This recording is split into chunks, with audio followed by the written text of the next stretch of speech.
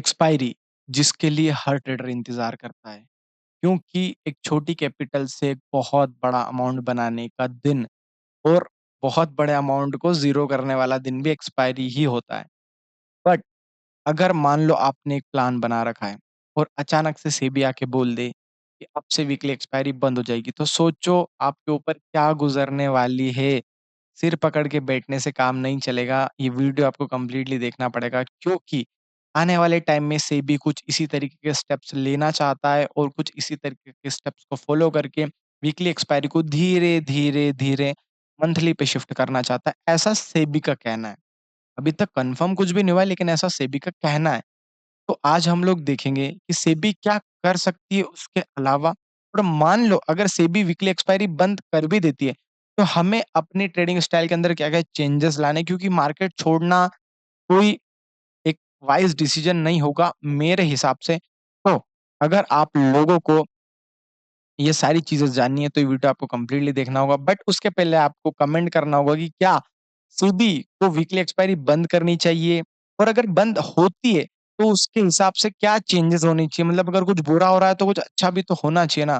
क्योंकि सेबी आने वाले टाइम में कंसल्टेशन पेपर लाने वाला है जिसके अंदर हम कमेंट्स कर सकते हैं, हम हमारी राय सेबी को दे सकते हैं कि नहीं हमें ये चाहिए, हमें सेबी एक्सपायरी बंद मत करो, ऐसा कुछ रहने वाला है। सो इस वीडियो को एंड तक देखना, आपको जस्ट क्लियर हो जाएगा कि मान लो अगर वीकली एक्सपायरी बंद होती भी है, तो हमें किस तरीके से एडजस्ट करना है और कहाँ-कहाँ पे हम अपने जो कैपिटल है उसको एलोकेट कर सकते हैं और एक अच्छा रिटर्न जनरेट कर सकते हैं। तो चलिए हम लोग वीडियो को स्टार्ट कर लेते हैं। तो देखो, सबसे पहली बात कि अगर मान लो वीकली एक्सपायरी बंद हो जाती है, तो सेबी ने पहले तो ऐसा बोला है कि पहले तो कंसल्टेशन पेपर आएगा बट जो भी होगा धीरे-धीरे होगा, ट्रेडर्स को इतना ज़्यादा परेशान नहीं किया जाएगा। बट मेरा सेबी से हाथ जोड़ के निवेदन है कि ऐसा ना करें क्योंकि मैं खुद 4 साल से ट्रेड कर रहा हूँ and I am a profitable trader. But ये बिल्कुल भी अच्छा डिसीजन नहीं होगा मार्केट के लिए। एक्सपर्ट का ऐसा मानना है कि मतलब बहुत सारे ट्रेडर्स का ऐसा मानना है कि अगर ऐसा होता है तो मार्केट में से लिक्विडिटी ड्राई अप हो जाएगी। अब देखो सेबी ऐसा क्यों करना चाहती है? अगर हम देखें तो पिछले कुछ टाइम के अंदर 90% ट्रेडर्स रिटेल ट्रेडर्स लॉस में और 10% ट्रेडर्स प्रॉफिट में, जो कि बहुत गलत है। और सेबी का ऐसा मानना है कि लोगों को वीकली एक्सपायरी हेजिंग के लिए दी गई थी, बट लोग यहाँ पे स्पेक्युलेटिव इनकम की तरह इसे देख रहे हैं, ऐसा सेबी का मानना है। बट रियलिटी ये है कि अब लोगों ने इसको एज़ अ इनकम सोर्स देखना स्टार्ट कर दिया है। कब से लोग स्टार्टिंग में लॉस करते हैं, प्रॉफिट करते हैं। एक ट्रेडर की चाह होती है कि वो एक ऑप्शन बाइंग में एक प्रॉफिटेबल ट्रेडर बने। चाहे उसका जो विनिंग रेट है वो 1% मतलब विनिंग रेट क्या प्रोबेबिलिटी हो 1% वो प्रॉफिटेबल ट्रेडर बनने की, बट देन दे वो ट्राई करता है कि वो एक प्रॉफिटेबल ट्रेडर बने क्योंकि there is a huge amount of money, वहाँ पे बहुत सारा पैसा है, अगर वो प्रॉफिटेबल ट्रेडर बन जाता है तो।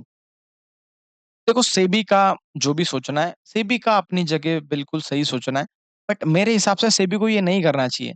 सेबी को इसके अराउंड अगर हम एक टर्न दें, कि सेबी क्या कर सकती है, तो सेबी को जो ब्रोकर्स के पोर्टल है, वहाँ पे जब भी कोई एक न्यू बंदा जो एफएनओ करना चाहता है, वो सबसे पहले एफएनओ के कोर्सेज़ कंप्लीट करे क्योंकि सेबी के पास बहुत सारा पैसा है। अनयूज्ड फंड जो सेबी के पास पड़ा है, तो उसे लगाएँ काम पे और ऐसे कोर्सेज़ को रेडी करें ताकि लोग कहीं और से परचेज़ ना करें और ट्रेडिंग को पहले सीखें कि नहीं यार मार्केट ऐसा होता है, ऐसे चलता है, ऐसे नहीं चलता है। तो पहले से पता होना चाहिए, रिस्क पता होनी चाहिए। सिर्फ़ ब्रोकर्स एक रिस्क डिस्क्लोज़र देते हैं, उससे कुछ नहीं होता है। लोग ओके करके निकल जाते हैं, ठीक है? टर्म्स एंड कंडीशन अप्लाई मतलब ओके करके बाहर हो जाते हैं। तो अगर आपको ये वीडियो पसंद आएगा ना, तो प्लीज़ यार लाइक करके चैनल को सब्सक्राइब ज़रूर करके जाना। तो चलिए आगे बढ़ते हैं। तो ये तो हो गया एक बात। अब दूसरी बात कि मान लो अगर सेबी ऐसा कर देता है तो, जो कि चांसेस आर टू हाई कि ऐसा हो सकता है, तो मैं क्या करना है? देखो अभी से अपनी स्ट्रैटेजीज़ को चेंज करना स्टार्ट कर दो या नई स्ट्रैटेजीज़ को ढूँढना स्टार्ट कर दो। क्योंकि अगर सेबी ऐसा करता है तो आप लोग इक्विटी के अंदर जाके काम कर सकते हो, कि इक्विटी में भी गुड अमाउंट ऑफ मनी है। ऑप्शंस से तो 5% भी नहीं है। बट लॉसेस भी उतने ज़्यादा नहीं, प्रॉफिट्स भी उतने ज़्यादा नहीं।